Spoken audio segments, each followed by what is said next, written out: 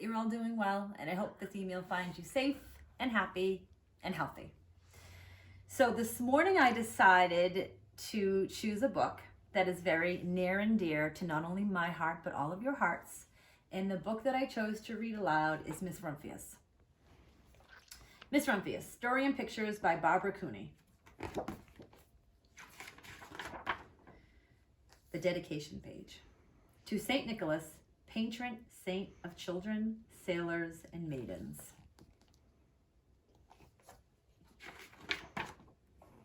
The Lupin Lady lives in a small house overlooking the sea.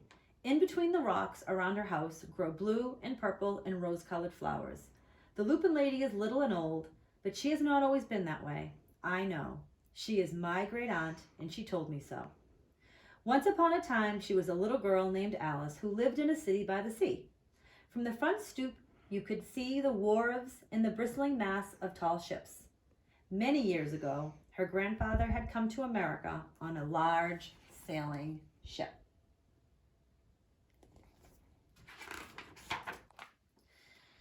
Now he worked in the shop at the bottom of the house, making figureheads from the prows of ships and carving Indians out of wood to put in front of cigar stores. For Alice's grandfather was an artist. He painted pictures, too, of sailing ships and places across the sea. When he was very busy, Alice helped him put in the skies.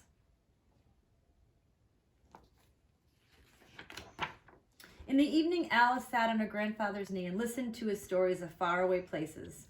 When he had finished, Alice would say, "When I grow up, I too will go to faraway places. And when I grow old, I too will live beside the sea."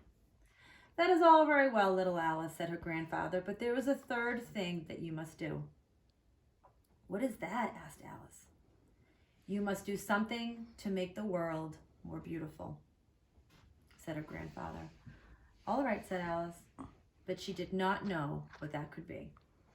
In the meantime, Alice got up, washed her face, and ate her porridge for breakfast. She went to school and came home and did her homework, and pretty soon she was all grown up. Then my great aunt Alice set out to do the 3 things that she had told her grandfather that she was going to do. She left home and went to live in another city far from the sea and the salt air. There she worked in a library, dusting books and keeping them from getting mixed up, and helping people find the ones they wanted. Some of the books told her about faraway places. People call her Miss Rumphius now.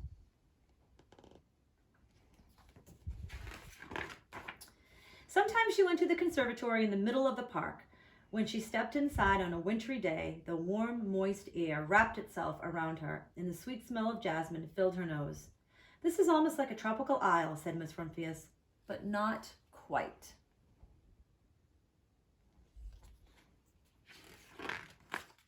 So Miss Rumphius went to a real tropical island where people kept cockatoos and monkeys as pets. She walked on long beaches, picking up beautiful shells. One day she met the Bapa Raja, king of a fishing village. "You must be tired," he said. "Come into my house and rest." So Miss Rumphius went in and met the Bapa Raja's wife. The Bapa Raja himself fetched a green coconut and cut a slice off the top so that Miss Rumphius could drink the coconut water inside. Before she left, the Bapa Raja gave her a beautiful mother-of-pearl shell on which he had painted a bird of paradise and the words, "You will always remain in my heart, and you will always remain in mine too," said Miss Rumphius.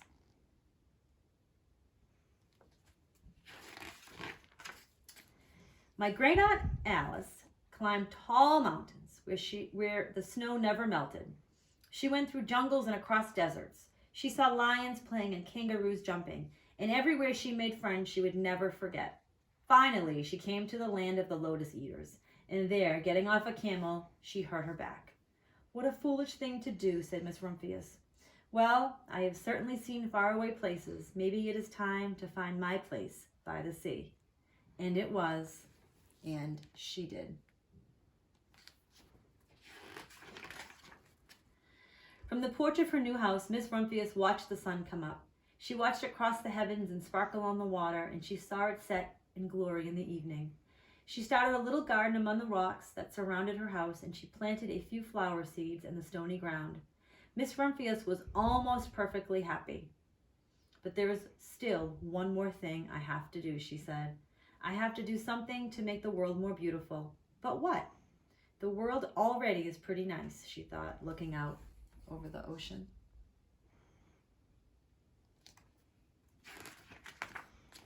The next spring, Miss Rumphius was not very well. Her back was bothering her again, and she had to stay in bed most of the time. The flowers she had planted the summer before had come up and bloomed in spite of the stony ground. She could see them far away out in the distance from her bedroom window. They were blue and purple and rose-colored. Lupins, said Miss Rumphius with satisfaction. I have always loved lupins the best. I wish I could plant more seeds this summer so that I could have still more flowers next year. But she was not able to.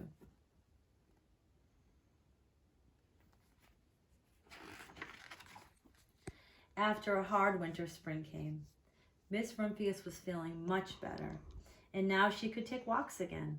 One afternoon, she started to go up and over the hill where she had not been in a very long time.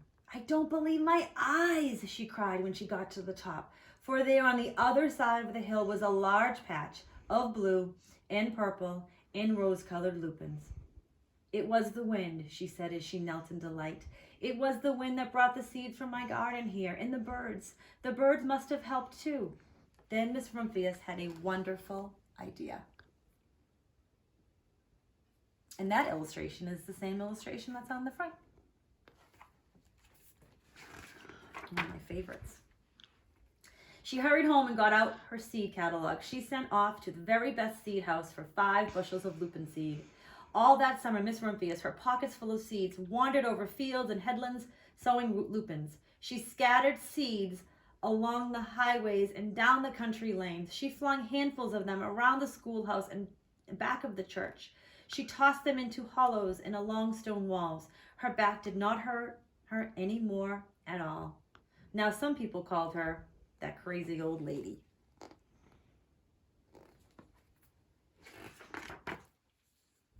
The next spring, there were lupins everywhere. Fields and hillsides were covered with blue and purple and rose-colored flowers.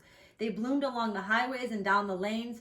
Bright patches lay across the schoolhouse and in back of the church.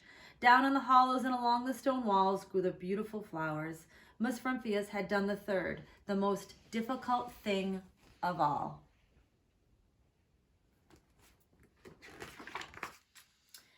My great Aunt Alice, Miss Rumphius, is very old now. Her hair is very white. Every year there are more and more lupins. Now they call her the Lupin Lady. Sometimes my friends stand with me outside her gate, curious to see the old, old lady who planted the fields of lupins. When she invites us in, they come slowly. They think she is the oldest woman in the world. Often she tells us stories of faraway places. When I grow up, I tell her, I too will go to faraway places and come home to live by the sea. That is all very well, little Alice, says my aunt, but there is a third thing that you must do. And what is that, I ask? You must do something to make the world more beautiful. All right, I say.